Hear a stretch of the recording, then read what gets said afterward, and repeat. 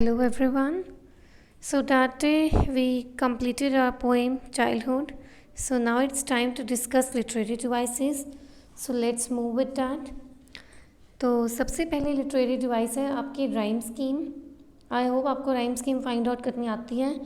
So let's look at stanza one. Stanza one में आपकी rhyme scheme है ABBCCD. अब जैसे हम यहाँ पे देखें तो इसका लास्ट वर्ड है गो, तो इसको हमने दे दिया A, फिर 11 B. 11 किसके साथ राइम कर रहा है? हेवन के साथ, तो ये भी क्या हो गया? B. फिर ज्योग्राफी वर्ड बिल्कुल डिफरेंट है, तो इसको क्या दे दिया हमने? C. आगे ज्योग्राफी किसके साथ मैच हो रहा है? B के साथ, ये भी C, और D क्या हो गया आपका? D. तो स्टैंजा वन में आपकी राइम स्कीम बन रही है ABBCCD. So next poetic device, जो literary device the poet has used here is refrain. Refrain is the repetition of a phrase. किसी phrase को repeat करना, उसकी repetition होना, उसको कहते हैं refrain. So we can see in first and in the last line, ये दो लाइन बार बार repeat करी गई है हर एक पैराग्राफ में. When did my childhood go was at the day. First para में, 2 में, 3 में, और सिर्फ लास्ट वाले पैराग्राफ में when की जगह where लिखा हुआ है. तो बाकी तीनों में ये सेम लाइन रिपीट हुई है just to put the emphasis. इस चीज़ पे स्ट्रेस करने के लिए पोइट ने, इस चीज़ को हाईलाइट करने के लिए, इस पे जोर डालने के लिए कि व्हेन डिड माय चाइल्डहुड गो, मेरा बचपन कब चला गया था. और खुद ही रीजंस दिए उसने कि ये दिन था, वो दिन था, ऐसा टाइम था, वैसा था जब वो बचपन चला गया था. तो इसे कहते हैं रिफ्रेन. जब किसी फ्रेज़ की रेपिटिशन हो बार बार, उस पर ज़ोर डालने के लिए, उस पर स्ट्रेस करने के लिए, उसको हाईलाइट करने के लिए. तो ये दो लाइनें बार बार रिपीट हो रही हैं 3 पैराग्राफ्स में, so that is known as refrain. Next poetic device है हमारे पास स्टैंजा वन में एनाफोरा. एनाफोरा क्या होता है? जब दो या दो से ज़्यादा लाइंस में स्टार्टिंग वर्ड सेम होता है. जैसे कि हम यहाँ पे देख सकते हैं ये was it day, was it the time. तो अगर आप ये देखो कि इसमें वॉज इट द, ठीक है, लाइन 2 और लाइन 3 में बार बार ये वर्ड रिपीट हो रहा है. So anaphora means when in 2 और in more than 2 lines the starting words are the same, so that is known as anaphora. ठीक है. सो अगला हमारे पास आता है लिटरेरी डिवाइस एसोनेंस. एसोनेंस क्या होता है? जब किसी लाइन में वॉवल साउंड बहुत ज़्यादा प्रोमिनेंट होती है, उसको कहते हैं एसोनेंस. अब यहाँ लाइन में 2 हम देख सकते हैं जो वॉवल ई है, ठीक है, वो बहुत ज़्यादा प्रोमिनेंट है. Was it the day I ceased to be 11. तो जो वॉवल ई है वो बहुत ज़्यादा हाईलाइट हो रहा है इसमें, तो उसे कहते हैं एसोनेंस.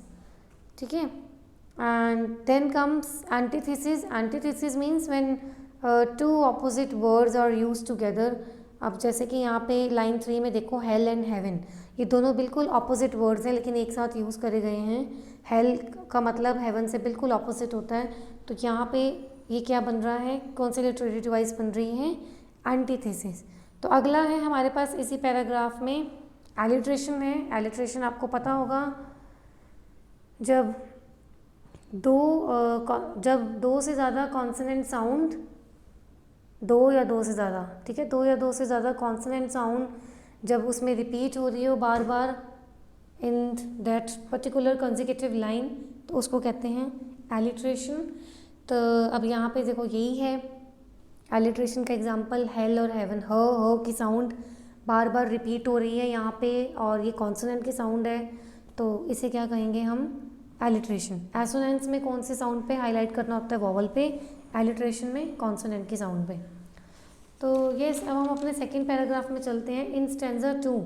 स्टैंजा 2 में हमारे पास कोई राइम स्कीम नहीं है, तो अगली लिटरेरी डिवाइस स्टैंजा 2 में हमारे पास आती है एंजाबमेंट. एंजाबमेंट क्या होता है? When one sentence continues to next without any punctuation mark. जब एक सेंटेंस दूसरे पे कॉन्टिन्यू होता है लेकिन उसमें कोई पंक्चुएशन मार्क नहीं होता. जैसे कि ये सेकेंड लाइन देखो, was it the time I realize that adults were not. अब ये जो लास्ट में है यहाँ पे कोई पंक्चुएशन मार्क नहीं दिया हुआ, तो ये लाइन यहाँ तक कंटिन्यू हो रही है. All they seem to be, उसके बाद यहाँ पे जाके कॉमा आया है. ठीक है.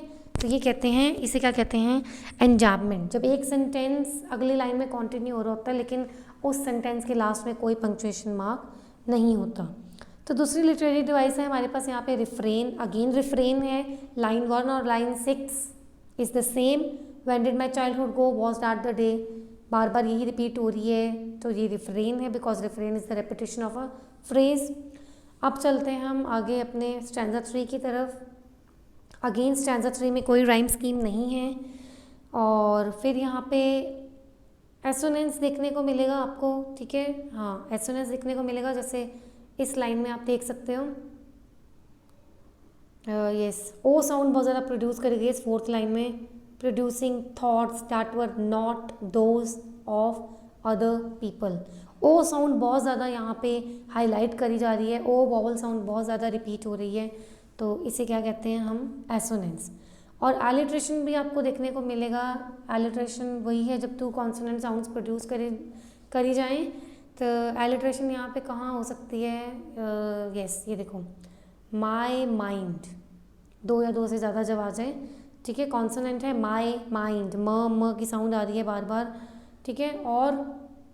और ये भी आ रहा है, अगर दोबारा से मैं देखूँ, thoughts that, O yes thoughts that, ये ठीक है, थॉट्स दैट माई माइंड, तो ये किस चीज़ का एग्जाम्पल है, एलिट्रेशन का, ठीक है। एंड देन उसके बाद यहाँ पे यस अगेन एंजाबमेंट यूज़ हो रही है, ये देखो इसी वाली लाइन में 4th में, producing thoughts that were not those of other people.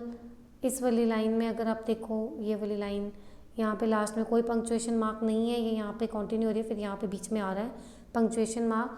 तो जब कोई लाइन कंटिन्यू हो रही है अगली लाइन में without any punctuation mark, that is known as enjambment. So now here comes stanza 4।